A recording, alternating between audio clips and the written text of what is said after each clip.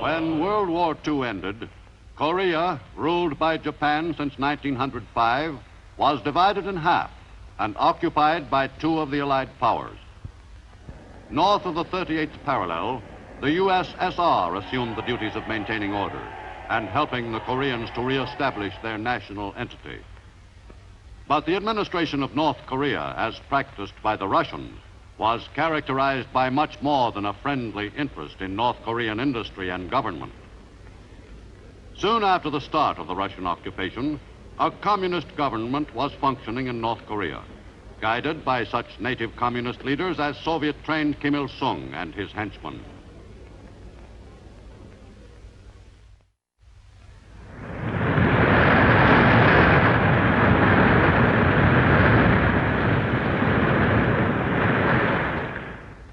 South of the 38th parallel, the Koreans made an earnest attempt to arrive at a basis for closer understanding with the occupying U.S. force. But to the South Koreans, young and old, it was difficult to comprehend the mysterious foreigners from another hemisphere who had arrived in Korea suddenly and set about introducing American methods into the life of South Korea.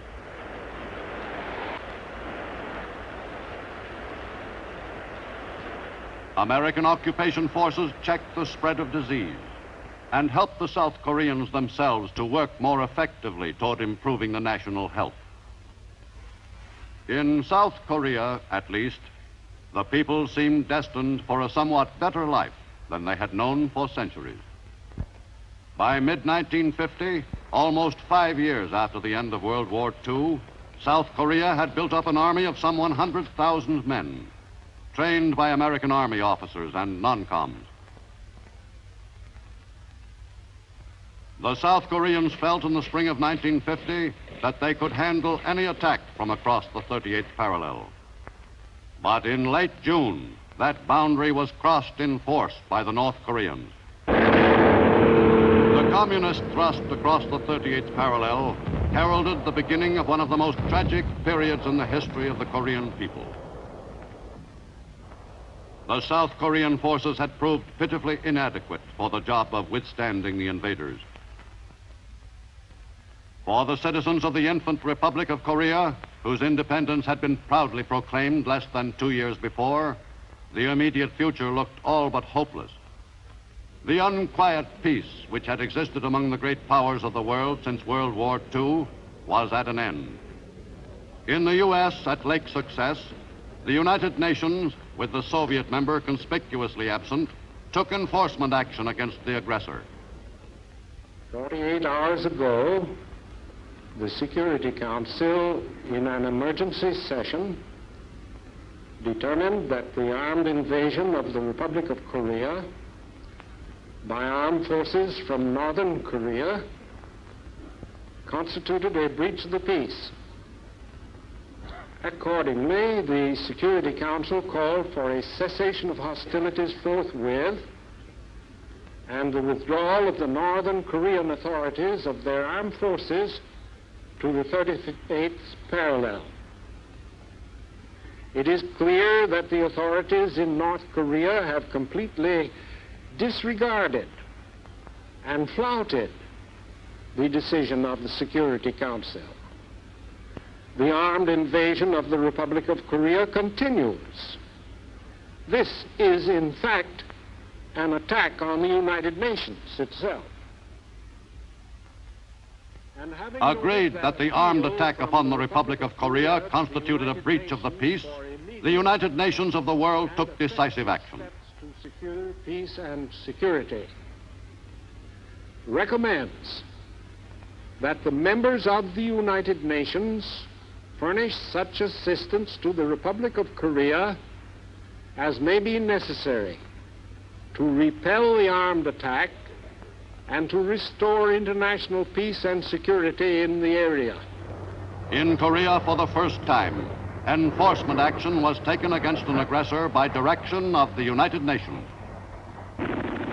On 28 June, aircraft of the United States Air Force, operating pursuant to the resolution of the Security Council of the United Nations, began air operations against the North Korean invaders in support of the Republic of Korea forces, and later struck at military targets north of the 38th parallel with a view to disrupting the lines of communication and supply of the invading forces.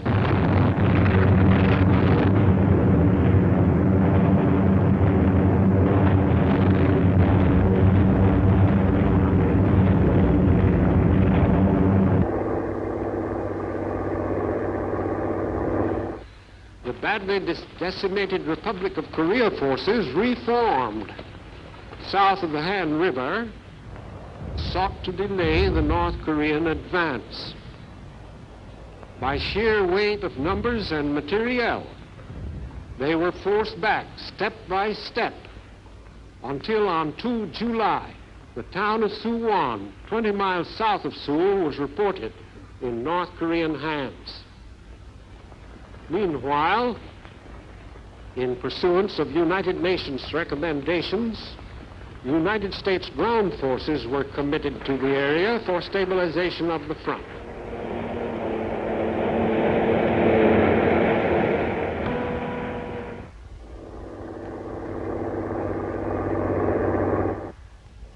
On 5 July, a very small United States force made contact with the invaders south of Suwon. The first United States troops were small in number and were committed as a holding force only. They were followed by additional supporting forces as rapidly as these could be transported to the battle line, facing odds at times as high as 20 to 1. Our Army troops distinguished themselves in the most difficult of military operations, a delaying action. The first UN heroes were American GIs of the 24th Division.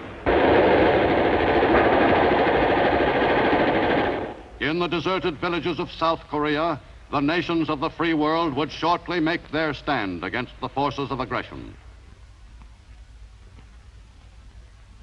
In Tokyo, the appointment of General Douglas MacArthur as commander of United Nations forces celebrated in a ceremony conducted by U.S. Army Chief of Staff, General Lawton Collins.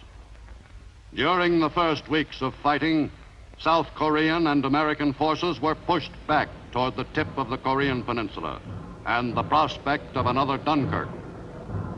The outnumbered UN forces took heavy losses during that first month in the desperate fight for time. On July 31st, elements of the 1st Marine Division arrived at Busan, swelling the force of American fighting men in Korea to some 100,000. The battle to keep the enemy from overrunning all of Korea approached its most critical stage. Men and materiel were now arriving from the U.S. in some quantity. 7,000 miles away at Lake Success, New York, on the following day, August 1st marked the return to the United Nations Security Council of the hitherto absent Soviet member, Yakub Malik, who assumed the presidency of the Council for the month of August. The discussion of the Korean aggression flared into violent and bitter debate at intervals throughout Soviet delegate Malik's month as the Security Council's president. The USSR delegation declares to the Security Council and to the public opinion of the world that the United States resolution is intended to extend the scale of the United States government's aggression against the Korean people. When the president, as such, or as the representative of the Soviet Union, it makes no difference which hat he wears while he's doing it, but when he undertakes to persuade this great audience here present and in all the world outside that the United States of America is an aggressor in Korea, I'd like to ask whose troops are attacking deep in the country of somebody else? Whose troops? the North Koreans. Who is assisting the Republic of Korea to defend itself? The United Nations, with the support of 53 out of 59 members. Is the Soviet Union one of the 53? No.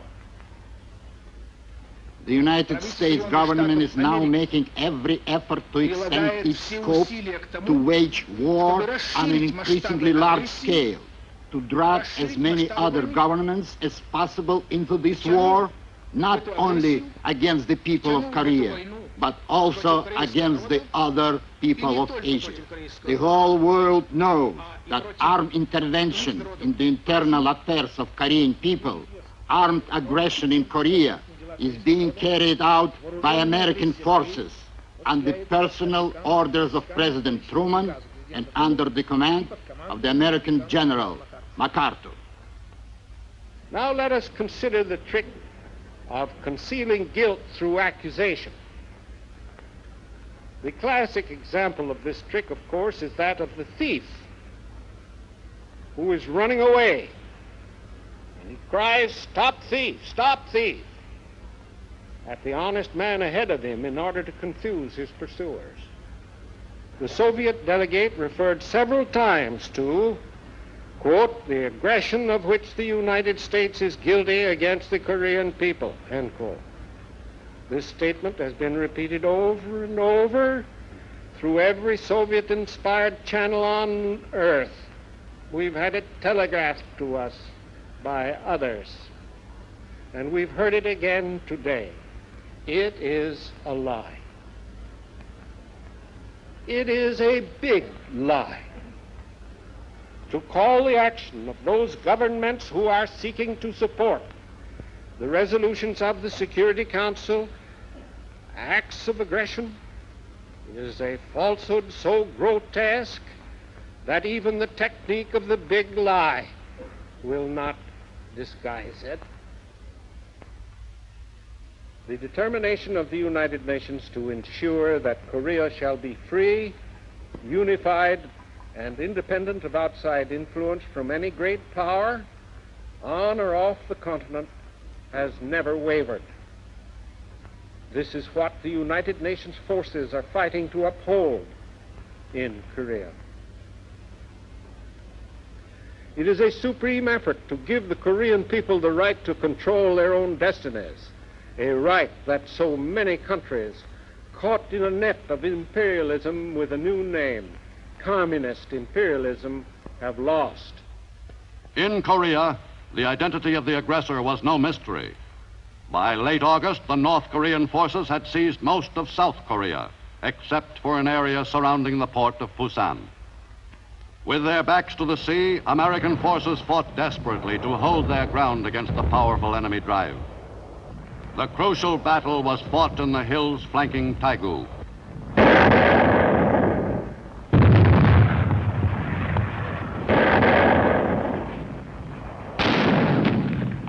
It was a bruising fight for the bone-weary American GIs.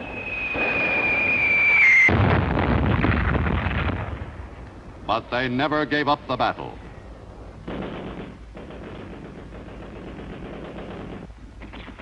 In holding the Busan perimeter, the American forces suffered heavily. But the enemy offensive was beaten back. Thanks to the sacrifices of American fighting men, Korea did not become a communist peninsula. By early September, the Busan perimeter was no longer in immediate danger of being overrun. On September 15th, the tide of battle turned by virtue of a daring amphibious attack at Incheon. The attack force which made the assault on Korea's west coast was engaged in an extremely difficult operation. An operation undertaken at the insistence of General Macarthur. The problems of fluctuating tides, unpredictable currents, and narrow channels made the success of the Incheon landing a doubtful quantity. The burden of responsibility for risking the forces committed in an operation which might well prove a failure rested with General MacArthur. 12,000 Marines, many veterans of World War II, headed for shore in the first amphibious assault of the Korean War. With the Marines who stormed the beaches at Walmy and Incheon was Time Life correspondent Frank Gibney, also a veteran of the war with Japan. Some of the Marines in the assault had been brought from duty in the Mediterranean. Others had been pulled out of the line in southern Korea. Incheon had to be taken to cut the enemy's communications with the southern front and to trap thousands of his troops in between. The Marines didn't give the enemy time to recover from the surprise attack on his flank. Progress was swift. Many of the Marines I was with were past masters at flushing enemy troops out of holes, an acquired talent they never lost. Hundreds of North Koreans were killed on that overcast September morning, D-Day at Incheon. The surprised North Korean troops had failed completely in their hurried attempt to beat off the amphibious attack. The operation was a spectacular success. A proud day for General MacArthur, whose judgment was vindicated, and for Marine General O.P. Smith. On the southern front, the situation had changed considerably by virtue of the Incheon operation. For the enemy, the battle had taken a turn for the worse. U.S. 8th Army GIs smashed into enemy positions with renewed spirit and moved slowly but steadily forward.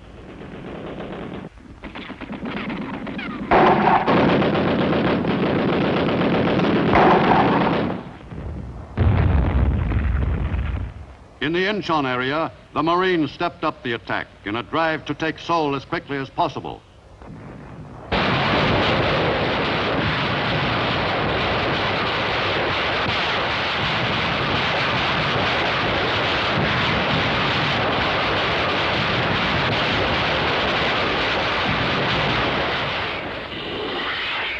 On September 24th, only 10 days after D-Day at Incheon, U.S. Marines and soldiers were fighting in Seoul.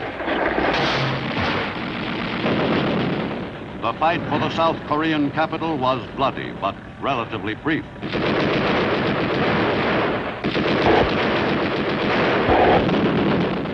For 5 days, the battle for Seoul raged on. The U.S. troops took their losses, but efficiently stamped out enemy resistance. 3 months after the communist invasion, Seoul was once again free. Thousands returned to the homes they had abandoned before the communist thrust overwhelmed the Korean Republic's capital. Other thousands upon thousands had stayed on during the communist occupation. As soon as the fight for Seoul was ended, they fell to work, rebuilding their badly battered city. For the inhabitants of Seoul, life was a good deal more makeshift than it had been before the communist invasion.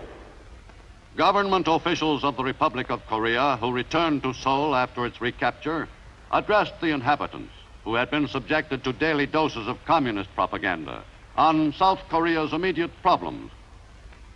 During the summer of 1950, many thousands of South Koreans were killed by their countrymen from the north. Whatever the future held for Korea, it could hardly prove more tragic than the early years of the infant republic's existence. In many lands, freedom had been achieved by bloodshed, but nowhere was newly won freedom put to a stronger test than in the Republic of Korea. By early autumn, fighting forces from other member countries of the United Nations arrived in South Korea to join the struggle in defense of South Korean independence. To that crusade, Britain committed some 5,000 soldiers. Several of the nations which had fought in the Pacific during World War II sent troops to South Korea.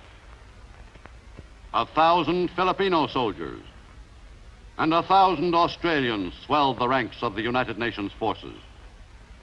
The diggers from down under, who had fought so well in the steaming jungles of New Guinea 8 years before, were determined to add further laurels to their battlefield record in Korea On October 1st, South Korean troops pushed northward across the 38th parallel, 3 months and 1 week after the communist attack. As the ROK's, Republic of Korea soldiers, seized more and more territory in their northward drive, there were impromptu celebrations commemorating the liberation of the area. The Koreans along the route seemed genuinely happy to greet the advancing ROK forces. The city of Kaesong, just south of the 38th parallel, was seized by Americans of the 1st Cavalry Division on October 8th. The GIs then drove quickly north to the well-publicized boundary, which the UN had authorized its forces to cross.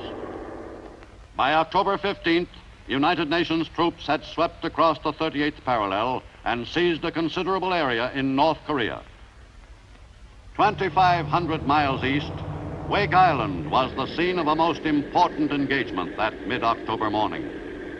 President Harry Truman had flown 7,000 miles to talk with his top general in the Far East, a man he had never before met. They conferred for 1 hour in complete privacy, and then held a more general discussion in one of Wake Island's few buildings. This conference included the president's top military advisors, Joint Chiefs Chairman Bradley and Army Secretary Pace. Before the meeting broke up, a decoration ceremony was held to the delight of the photographers. Though only the two men knew what had been said at the secret meeting, they claimed to be in complete agreement. On October 20th, ROK soldiers and American GIs seized the North Korean capital of Pyongyang. After 5 years, the communist hold on that city had been broken by the UN forces. 2 days later, 120 troop carrier planes transported paratroopers of the 187th Airborne Regiment to an area some 25 miles north of Pyongyang. Over the target area near Sukchan and Sunchan, the paratroopers hit the silk. General Macarthur cruised above the area, watching the initial stage of the operation. The 800-foot drop took each man only about a minute. The operation went off smoothly. The drop was made at precisely the points indicated in the original planning. The trap on the enemy was sprung. Some 30,000 North Koreans were bottled up between the UN forces in Pyongyang to the south and the men of the 187th Airborne Regiment. The North Koreans were completely taken by surprise by this unfamiliar maneuver. On North Korea's east coast, off Wonsan, U.S. minesweepers went to work on clearing out one of the most intensive sea minefields in military history. The job was done by laying magnetic lines.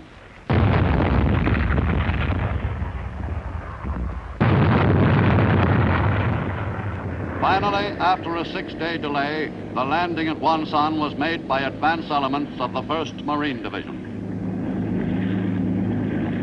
But this landing was not in the tradition of marine amphibious invasions, for the area had already been taken 2 weeks earlier by other UN troops. Though the landing was no problem, the Marines had been alerted to expect plenty of action when they reached shore and began the push along the east coast of the peninsula. The Marines' first assignment was to mop up a large group of organized North Korean guerrillas.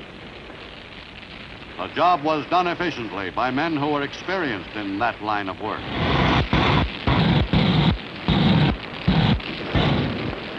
The Marines fighting along the east coast were part of the U.S. 10th Corps, a combined Marine Army force commanded by U.S. Army Major General Edward Almond, who reported directly to General Macarthur in Tokyo. On Korea's west coast, Lieutenant General Walton Walker commanded the U.S. 8th Army. Both U.S. forces were driving pell-mell toward the northern boundary of Korea. That objective received the full attention of both 8th Army and 10th Corps commanders, who did not coordinate their movements but reported independently to Tokyo.